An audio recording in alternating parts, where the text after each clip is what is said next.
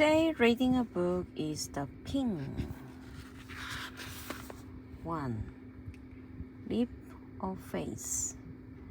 The most meaningful journey to take is one within. Once upon a place, the pond was not deep that day. Indeed, it had been shallow for some time, but most of the pond dwellers didn't mind.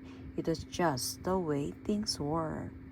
For instance, the turtles were quite happy as long as they had water enough to swim around it.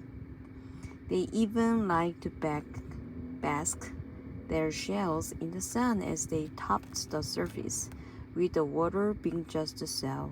Great for the cranes too. They liked how the shallow water made it easy to bob it for something tasty.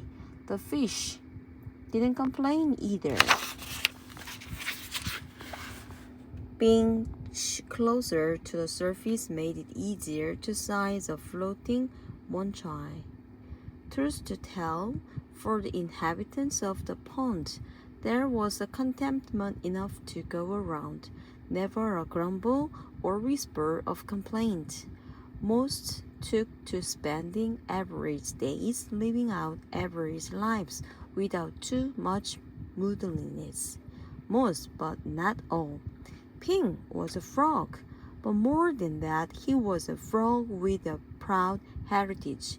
Even though he had no memory of it, he didn't know, for example, that the ancients in China believed that frogs came from the moon, hatching from eggs that fell from the sky with the silver rain.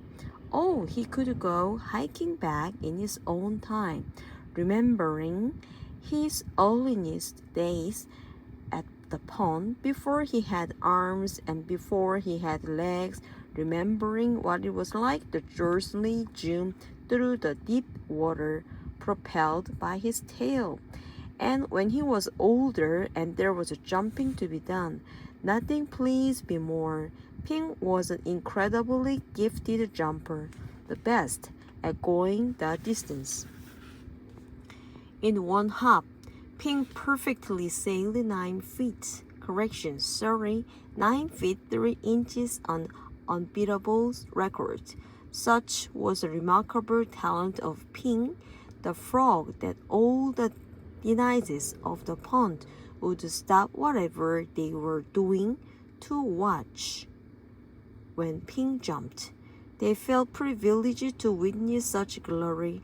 Ping thought nothing of it. All he knew was that jumping great distance was terrible fun, and that now, sadness of sadness, there was no good jumping at the pond anymore, not with the water nearly gone. Which brings us to the point that in order to live a life of grace beyond gravity, you have to have 2 things. First, you have to have a strong desire to live your best life. And second, you have to have the will and willingness to live it each and every day. Ping had both. What he hadn't have was water, and Ping needed water to jump in. I should add at this point that the pond had always been spring-fed, and while doing my research, I couldn't find any clues as to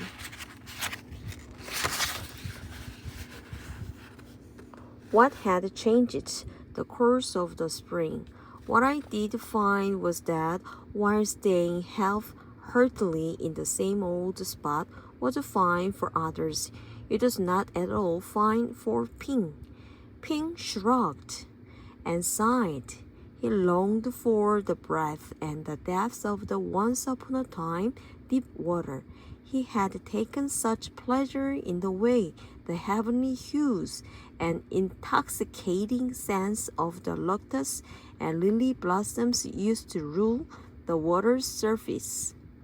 And who could argue with the serene rhyme of the reeds as they swayed along with the bamboo breeze? This waterscape had brought such happiness to his inner mind. But gone now it was, and what remained in its place did nothing for Ping Sao. The ancient Taoist Chuang Tzu wrote, "Let everything be allowed to do what it naturally does, so that its nature will be satisfied." Now, obviously, amphibians can't read, but when you're a frog, what you do and see every day shows you that all living things have a place in the natural order of things and that each has its own destiny to fulfill. Up to here today. Bye.